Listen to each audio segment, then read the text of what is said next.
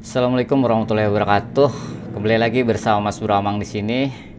Hari ini hari Jumat yang berkah ini, Mas Bro akan melanjutkan video yang kemarin. Video kali ini adalah kelanjutan dari kita setelah sholat di Masjid Quba ya, kita menuju ke Gunung Uhud. Jadi videonya dari Masjid Quba kita menuju ke Gunung Uhud lalu pulang. Oke, jadi saksikan saja videonya. Oke, terima kasih buat kalian yang sudah subscribe. Silahkan ditonton videonya, oke. But he's not you.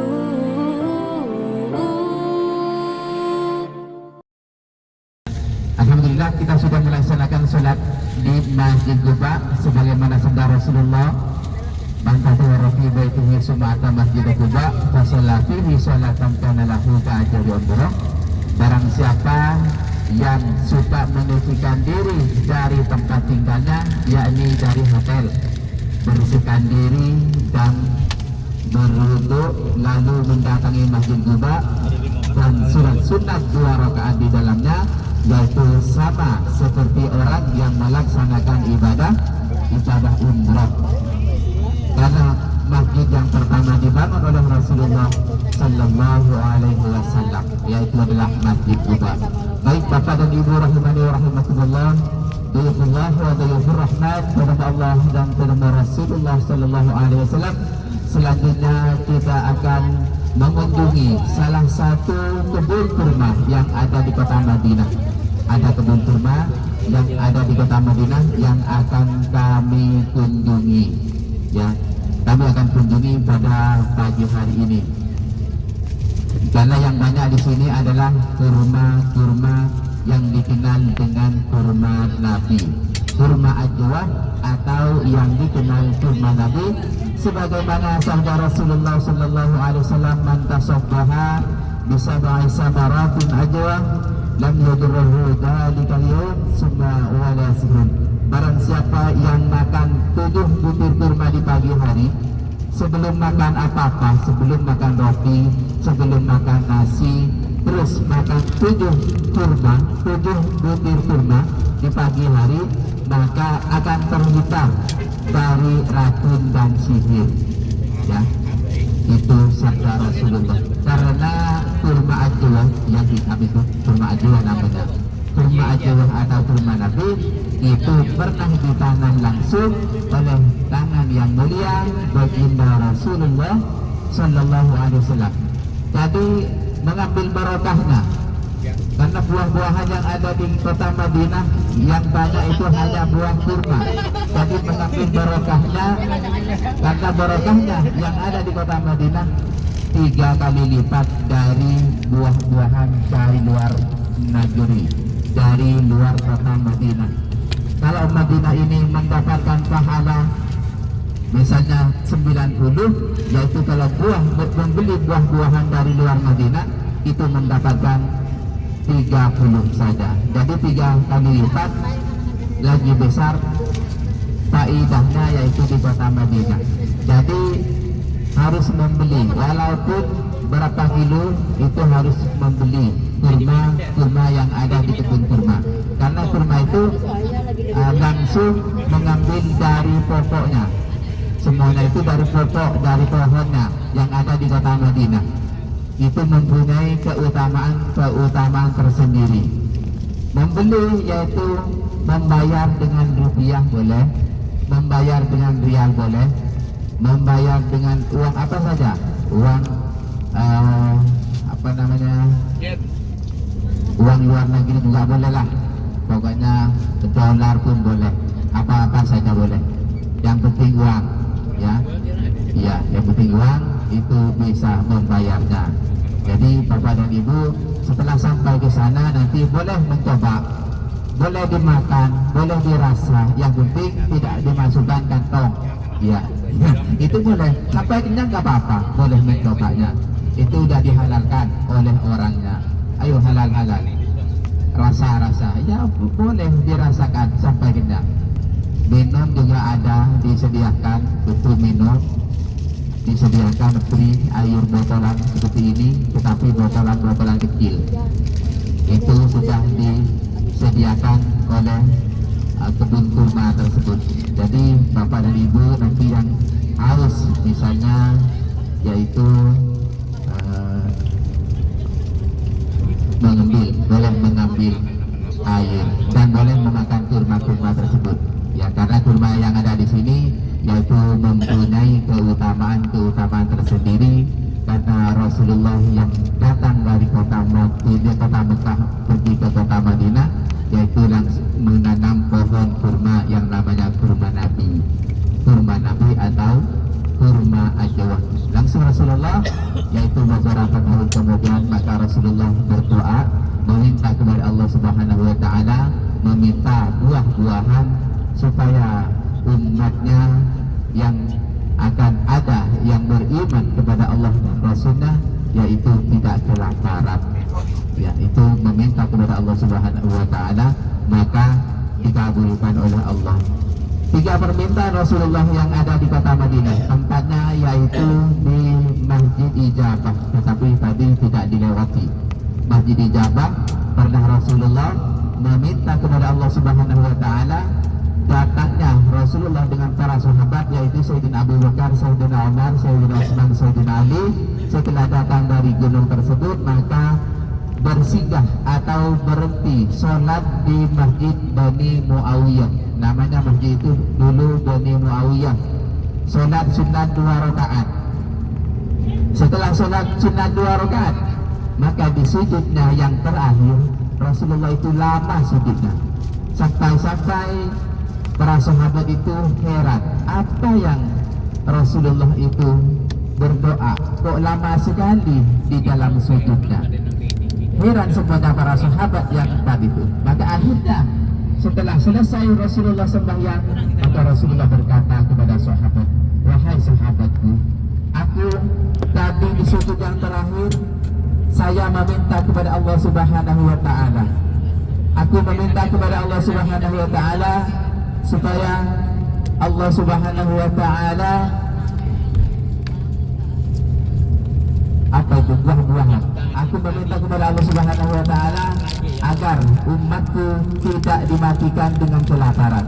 Maka Allah mengabulkan. Di kota Madinah dan juga kota Mekah tidak kekurangan makan dan tidak kelaparan. Dan yang kedua, aku meminta kepada Allah Subhanahu wa taala agar umatku tidak dimatikan dengan menenggelamkannya. Maka Allah pun mengabulkan. Tidak ada orang yang ada di kota Madinah dan Mekah itu tenggelam, mati tenggelam, itu tidak ada. Itu sudah 2 yang dikabulkan oleh Allah. Tinggal 1 permintaan Rasulullah. Yang ketiga, aku meminta kepada Allah Subhanahu wa taala, kata Rasulullah, supaya tidak ada perbedaan di antara umatku, maka itu tidak dikabulkan oleh Allah. Perbedaan dan fitnah itu tidak dikabulkan atau ditangguhkan. Jadi sampai sekarang perbedaan atau perselisihan itu tetap ada karena doanya Rasulullah tidak dikabulkan. Maka sampai sekarang perselisihan dan fitnah-fitnah itu masih berlaku, ya. Kalau seandainya doanya Rasulullah yang ketiga itu dikabulkan, maka tidak ada orang fitnah dan juga tidak ada orang berselisihan. Semuanya sejalan, ya. Yang sejalan semuanya. Misalnya saya mau buat putih, semuanya buat putih semuanya. Tetapi karena doanya Rasulullah tidak dikabulkan, yang satu mau buat merah, yang satu mau buat hitam, ya. Karena Rasulullah doanya tidak dikabulkan yang ketiga. Itu permintaan Rasulullah. Baik Bapak dan Ibu rahimani wa rahimakumullah, dan juga di kota Madinah ini dulu dikenal dengan kota yang berpenyakitan, ya, kota yang berpenyakitan. Dan juga setelah Rasulullah hijrah, sebelum Rasulullah hijrah dari kota Mekah ke kota Madinah, yaitu orang-orang berpenyakit. Setelah hijrah dari kota Mekah menuju ke kota Madinah, semuanya itu sembuh karena diobati oleh obat-obatan, dan juga tanah pun dibuat obat oleh orang penduduk Yasrib. Maka orang-orang semuanya beramai-ramai menanam kurma karena Rasulullah menanam kurma. Semuanya tanam kurma, semuanya menanam kurma. Apa yang ditanam oleh Rasulullah pertama yaitu adalah kurma Nabi atau kurma ajwa. Dinamakan kurma Nabi karena yang menanamnya, yang pertamanya itu adalah Nabi. Tetapi yang sekarang itu adalah kurma itu adalah cicit-cicitnya dari kurma yang dulu, ya, bukan Rasulullah yang nanam dulu, tapi yang Rasulullah nanam dulu mungkin sudah tidak ada, tetapi tinggal biji-bijinya lah, benih-benihnya itu bertumbuh begitu. Asal usulnya dari Rasulullah yang menanamnya. Dan juga amanah kebun kurma ini dulu di kota Madinah. Setelah kejadian perang yang namanya perang Mu'tah, ada perang Mu'tah dulu untuk ditinggal selama 1 bulan. Selama 1 bulan ditinggal untuk perang, untuk membela ajaran-ajaran Rasulullah, membela kaum muslimin, semuanya ditinggal, harta-hartanya ditinggal oleh kaum muslimin yang ada di kota Madinah, dan juga kurma-kurma yang ada di kota Madinah itu sudah musim panen, itu tidak dipanen. Setelah pulang dari perang tersebut, setelah pulang dari perang Mu'tah tersebut, maka yang namanya kurma yang ada di Madinah sudah rusak, semuanya sudah rusak karena ditinggal perang. Maka susah orang-orang yang ada di kota Madinah, apa yang akan aku makan besok, apa yang akan aku makan nanti, karena penghasilanku hanya dari kurma. Kalau kurmaku rusak seperti ini, apa yang aku makan? Maka ada salah satu orang yang kaya raya, semuanya itu dibeli, kurmanya dibeli. Yang namanya Abdurrahman bin Auf, orang yang kaya raya ingin menjadi miskin, semuanya dia membeli, diborong sama dia, diborong dan diserahkan. Barang siapa yang mempunyai kurma busuk, maka akan aku beli 3 kali lipat dari harga biasanya. Itu dibeli semuanya. Maka orang-orang yang ada di kota Madinah sangat bahagia. Sedangkan kurma yang bagus saja harganya 50 rial, sedangkan itu Abdurrahman maka dibeli 3 kali lipat, dibeli 150. Maka bahagialah orang-orang yang ada di kota Madinah tersebut. Ya, ini sudah selesai. Bentar lagi kita akan memasuki kebun kurma, dan juga ada bakso di dalamnya, ya, ada bakso. Kalau mau beli bakso yaitu harganya 20 rial, dan kalau mau bayar dengan uang rupiah 100 ribu, 100 ribu atau 80 ribu gitu, 80 ribu kalau nggak salah, ya. Bisa kita foto-foto nanti setelah selesai dari belanja, ya, terus ke belakang kebun kurma untuk berfoto, ya, foto-foto di kebun kurma sangatlah bagus, dapatnya sangat bagus karena kurma-kurma itu bisa kita dapatkan, pohon-pohon kurma itu piyunya itu bisa kita dapatkan. Ya, ini kita sudah sampai. Jadi di sini sedikit atau banyak boleh beli, mengambil barokahnya. Kalau di kota Mekah dan di mana-mana itu takut bukan kurma dari Madinah, kurma dari luar kota Madinah. Jadi kalau di sini itu sudah pasti, sudah tentu kurma Madinah, karena di sini kebunnya langsung dari kebun kurma tersebut. Dari orang Tegah. Nah, kita makan mie hitam dulu, bro. Harganya apa kali? Ajwa. Ini 130. 130 rupiah. Ini rasanya gue nyaman aja nah. Jokowi. Nyebut aja. Boleh. Nyaman dia rasanya nyaman. Mana selagi masalah. Yang hitam nih. Oh, berapa ya? 60 rial. 60 rial. 120 rial kan, 246 berarti 30 ribu. Ini sekilo. Boleh bakar. Nah, panjang. Kita beli deh. Anak saya boleh aja gratis. Saya kan namanya mau tujuan. Nah, kurma aja nih, orang nyaman nih. Kebun kurma bro ya, nah banyak banget kursi-kursi man. Kita stumat, kita foto tadi kabun kurma bro, udah sih nah keluaran di bis nah bis. Belakang sana tuh nah bro, tahu lagi udah tuh di belakang sana tuh bro ya ada istana tuh, istana kayaknya itu tuh di atas tuh. Bro, assalamualaikum. Ah, what's your name? What's your name? My name is Khalid. Why, thank you. What's your name? Ziad. I'm from Indonesia, and you? You Indonesia good. Yes, thank you, thank Oh, you. yeah. Okay, thank you. You're welcome. Well, safe, Yeah, safe. yeah. Baik Bapak dan Ibu rahimani wa rahimakumullah, Gunung Uhud dikatakan oleh Rasulullah gunung yang mencintai manusia, gunung yang mencintai kita. Kita pun sebagai manusia itu mencintai Gunung Uhud tersebut, karena Gunung Uhud ini nanti ketika pembangkitan manusia dari alam kuburnya, yaitu Gunung Uhud akan dipindah oleh Allah, akan diangkat dari alam dunia, diangkat, ditaruh ke dalam surga. Dan makamnya Rasulullah juga diangkat dan dipindah oleh Allah, yaitu ditaruh di dalam surga.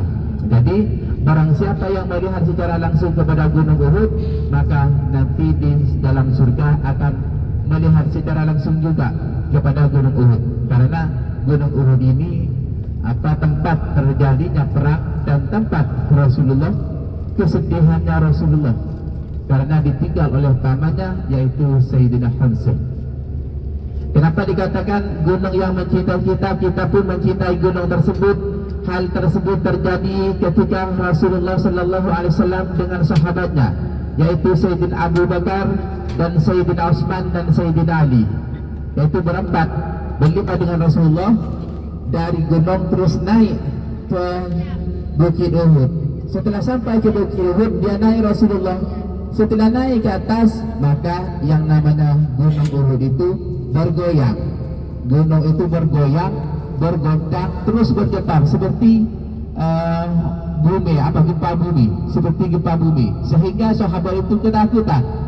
Ada apa ini? Kok bergoncang, kok bergetar, ini ada apa? Maka Rasulullah bersabda, dan gunung itu dipijak oleh Rasulullah.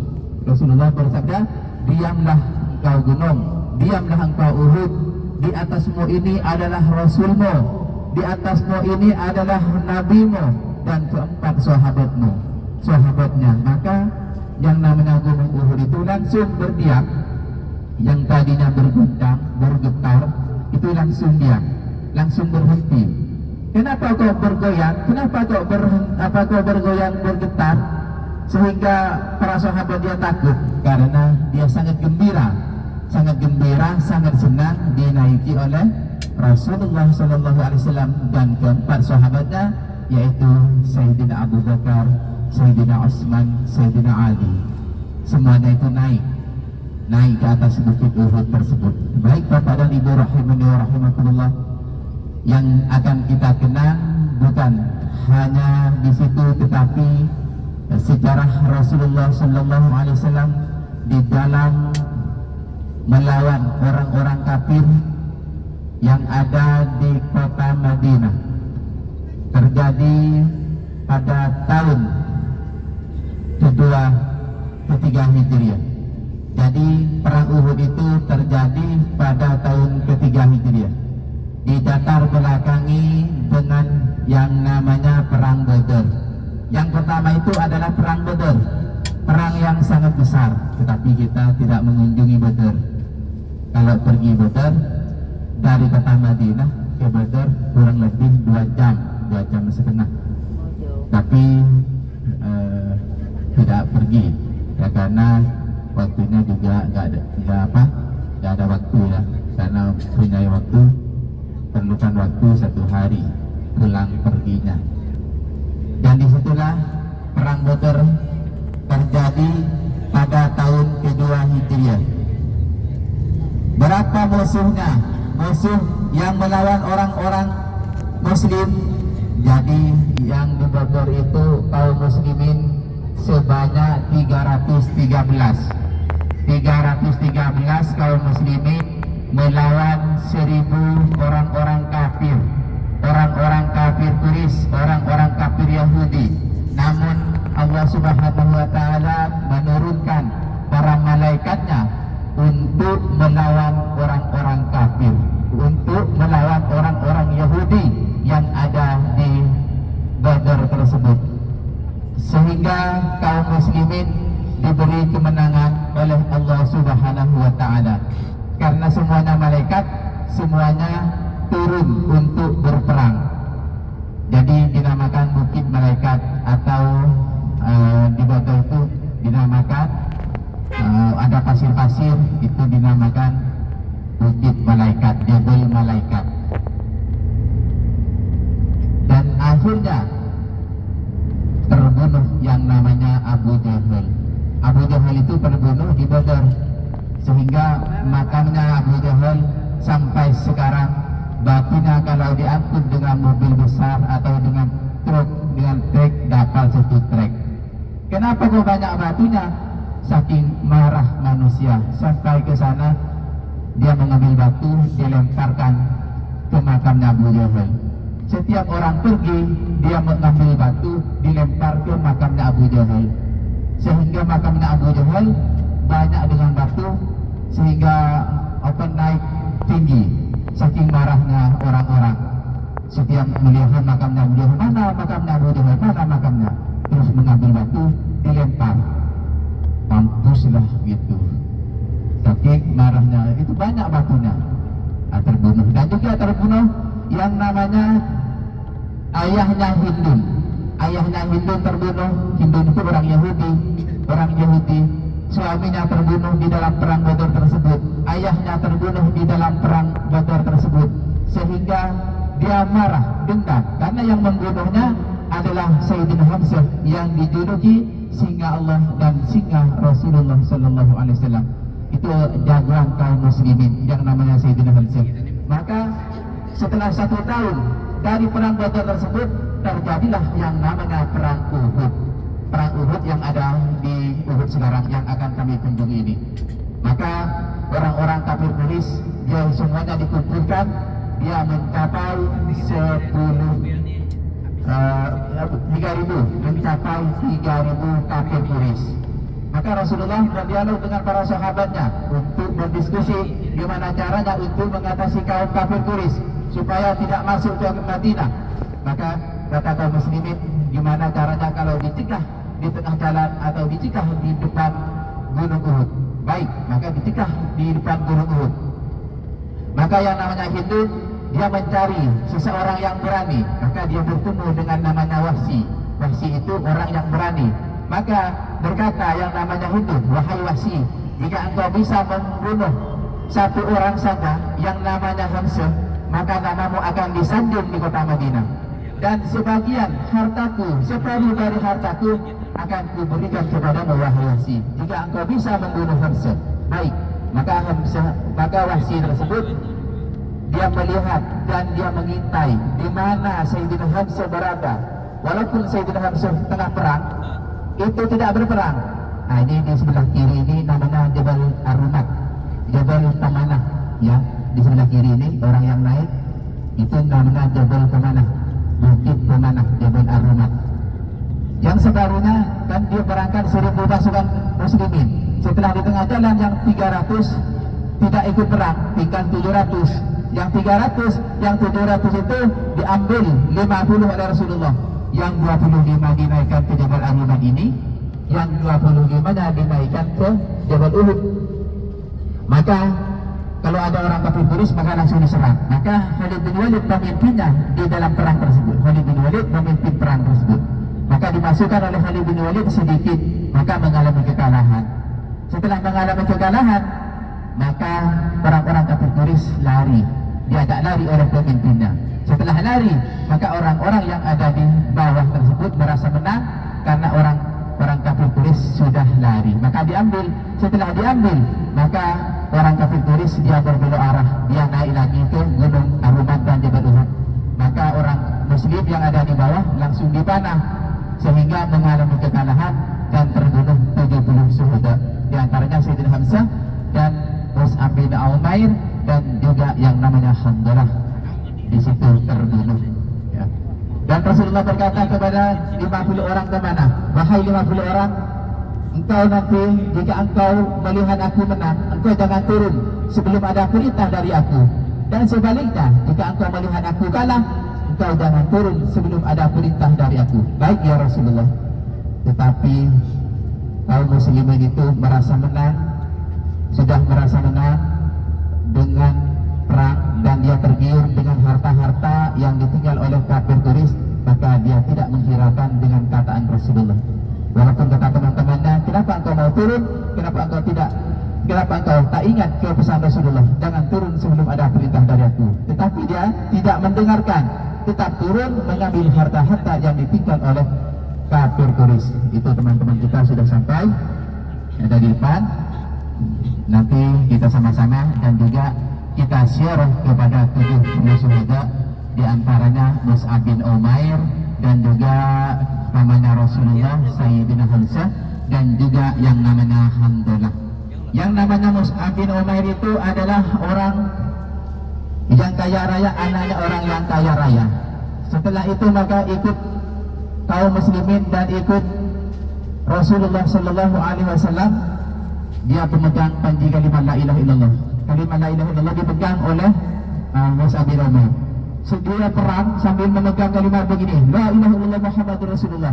Maka ditebas tangannya yang kanan, ditebas oleh orang kafir Quraisy.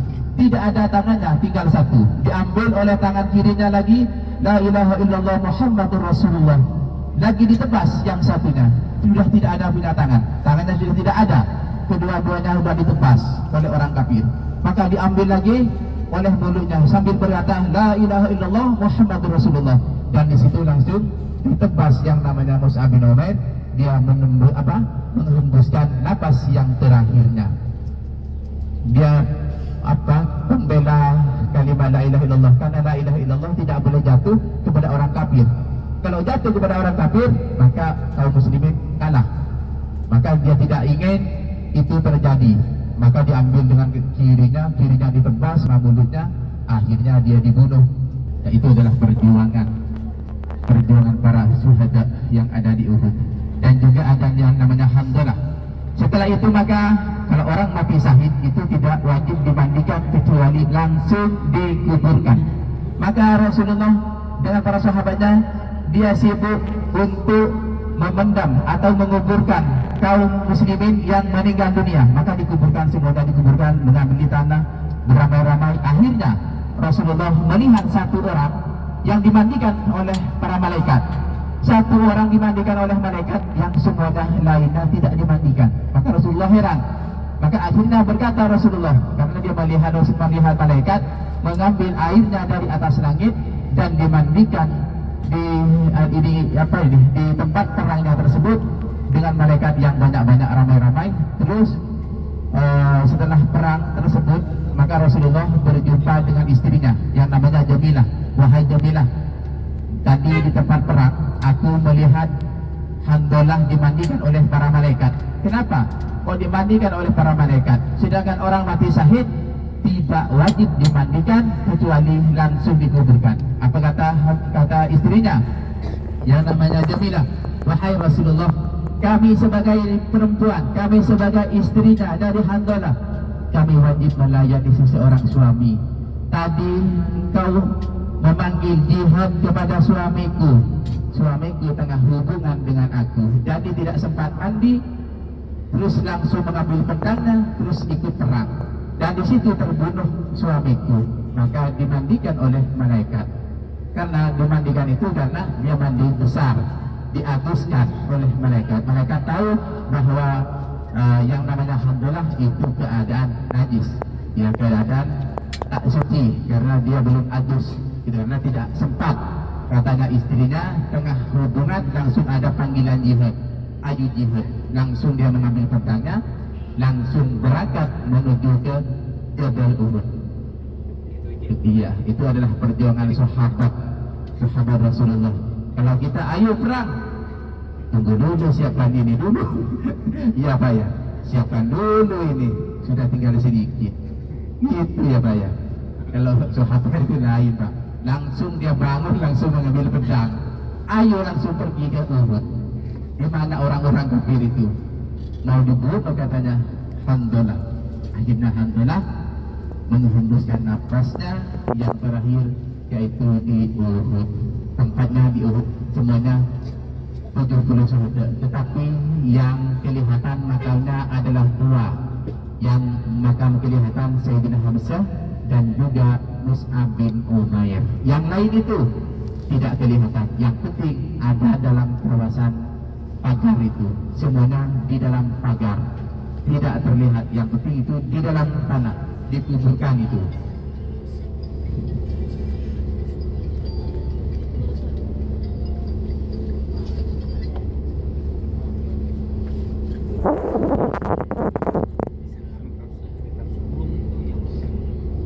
Ini kita sampai, tinggal memutar saja sebentar lagi dan kita foto-foto. Kita siarah pertama, langsung siarah, langsung foto-foto, langsung pulang. Akhirnya itu kita melewati yang namanya Masjid Qiblatain. Sudah sampai tadi. Harian definisi siap ya. Siap dulu. Enggak apa-apa ya. Oke. Stay good. Oke, what's up brother? Nah Mas Bro berada di Gunung Uhud, Jabal Uhud bro. Baru sampai nih nah. Di sekitar sini banyak banget burung bro. Itu aja infonya dulu lah. Mas Bro hanya sampai di Jabal Uhud. Panas bro cuacanya nah. Tapi sejuk bro, dingin, bujur panas nih, telinga tetap dingin kayak jam 12 malam. Oke, thank you. Corona. Up, udah. Nah, bro, kita mau panilah. Bro. Nah, makaninya dah. Nah, dia gak ulang. Dia gak ulang. Wahai 50 orang, kemarilah. Yang 50 orang dipecah menjadi dua. Yang 25 disuruh naik ke Jabal Uhud. Yang 25 disuruh naik ke Jabal Arumat. Jabal pemanah, Arumat itu ada pemanah. Maka dipesan oleh Rasulullah, ingatlah yang 50 orang. Nanti kalau ada kaum kafir turis menyerang, maka seranglah dari atas, panah. Baik ya Rasulullah. Dan ingatkan kepada pesanku, jika engkau melihat aku kalah, sebelum ada perintah dari aku, engkau jangan turun dari atas. Baik ya Rasulullah. Dan sebaliknya, jika engkau melihat aku menang, sebelum ada perintah dari aku, engkau jangan turun. Baik ya Rasulullah. Semuanya naik ke Jabal Arumat. Yang 25 berarti 50. Yang 650-nya ada di bawah. Ada di bawah sini di pelataran. Yaitu di sini yang namanya Mus'ab bin Umair dan juga Abdullah Rasulullah Sayyidina Hamzah, yaitu pengawas yang ada di sini. Maka yang di kafir turis itu dipimpin yang namanya Khalid bin Walid. Khalid bin Walid itu memasukkan kaumnya, kaum kafir turis dimasukkan ke baru. Maka diserang oleh kaum muslimin yang ada di Jabal Arumat. Diserang, setelah mendapat serangan, maka dia datang Khalid bin Walid.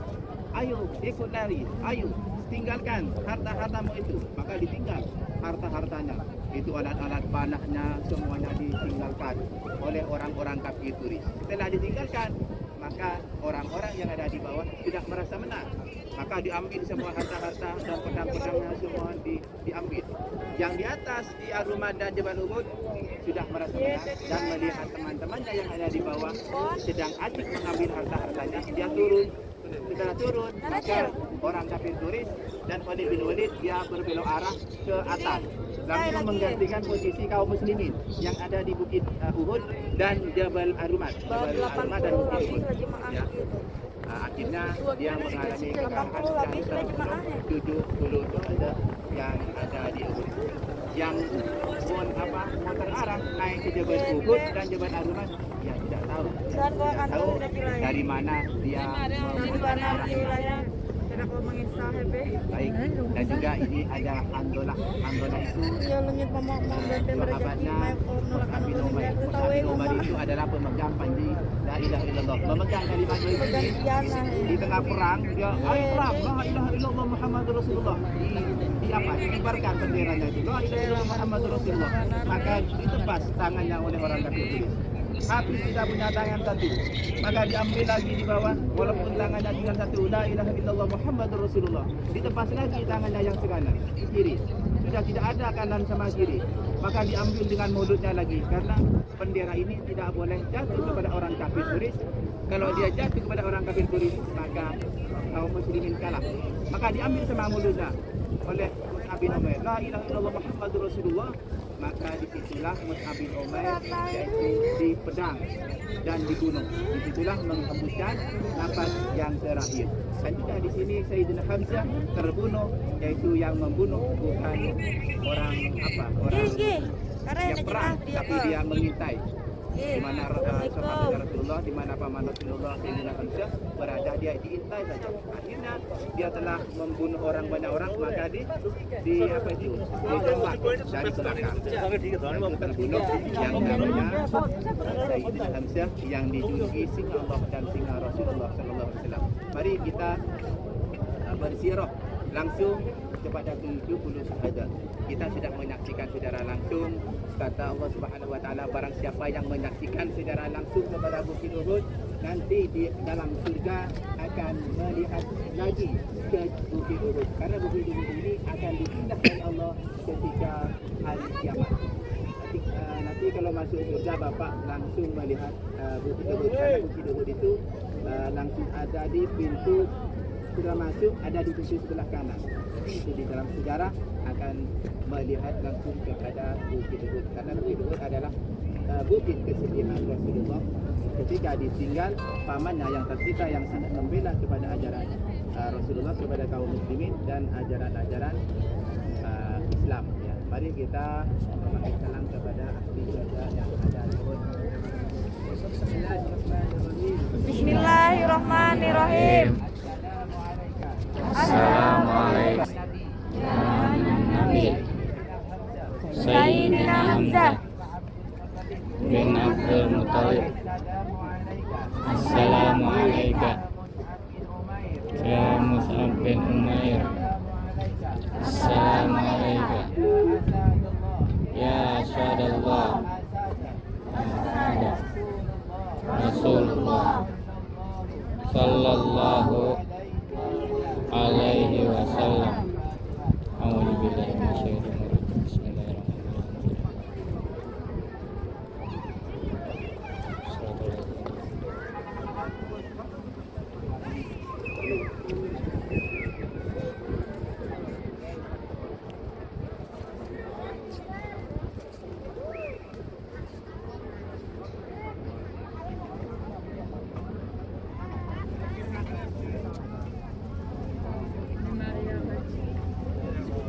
Amin.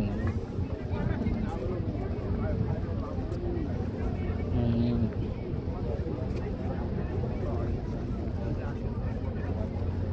Amin.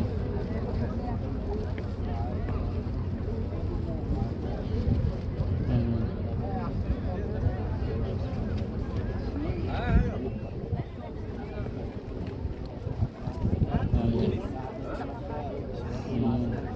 Amin.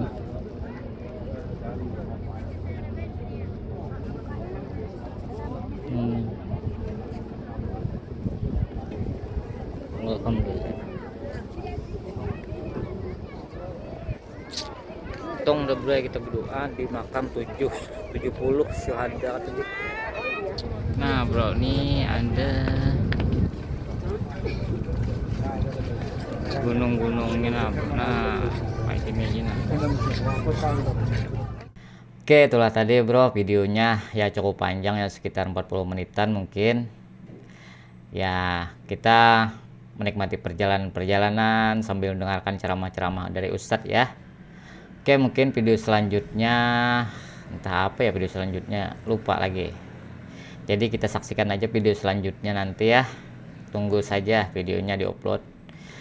Karena sorry banget nih sangat lama sekali kalau mendownload tuh bro, mau upload tuh sangat lama sekali, mungkin 3 jaman 4 jaman karena filenya memang besar, filenya lebih dari 2 GB mungkin, jadi segitulah mau uploadnya. Dan Mas Bro juga mau upload cuman pakai hotspot bukan pakai WiFi, jadi dimaklumi saja kalau lelet jaringannya. Oke, terima kasih buat kalian yang sudah menonton. Jangan lupa di subscribe, jangan lupa di like, jangan lupa di share, jangan lupa di komen. Terima kasih.